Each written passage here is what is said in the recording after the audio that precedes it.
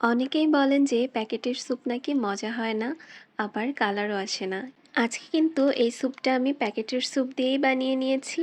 এখানে ম্যাগির থাই স্যুপটা নিয়েছি।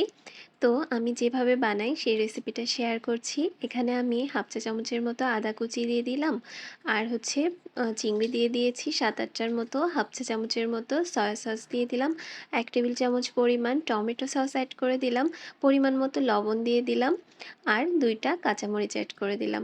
এখানে হচ্ছে লেমন গ্রাসটা দিলে ভালো হয়, কিন্তু আমার কাছে ছিল না, এজন্য আমি দেইনি।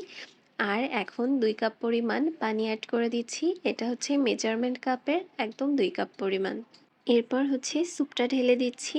আর আমি কিন্তু চুলা অন করিনি, চুলা অন না করেই এগুলো সব ভালোভাবে মিশিয়ে নিতে হবে সমস্ত উপকরণ। আজকে আমি চিংড়ি দিয়ে করছি, তবে চাইলে এখানে চিকেন বা মাশরুমও ইউজ করতে পারেন। এখন চুলাটা অন করে দিয়ে চুলার জাল লো থেকে হালকা একটু বাড়িয়ে রেখেছি। তারপর এটা অনবরত নাড়াচাড়া করতে হবে, কিন্তু নাড়া বন্ধ করা যাবে না, আর চুলার জালও কিন্তু বাড়ানো যাবে না। এই যে এটা 10 মিনিট এরকম নাড়াচাড়া করে কিন্তু এরকম ঘন হয়ে আসলে নামিয়ে নিতে হবে। নামানোর পরে এটা কিন্তু আরও একটু ঘন হয়ে আসবে, এজন্য একটু পাতলা থাকা অবস্থায় এটাকে নামিয়ে নিয়েছি। এরপর সার্ভ করে নিলাম আমি। এরকম একটা বোলে আমি সার্ভ করে নিয়ে উপর থেকে একটু লেবু এরকম স্লাইস করে কেটে ডেকোরেশন করে নিয়েছিলাম। এটা বানানো কিন্তু একদমই সহজ, আর টেস্ট 10 on 10।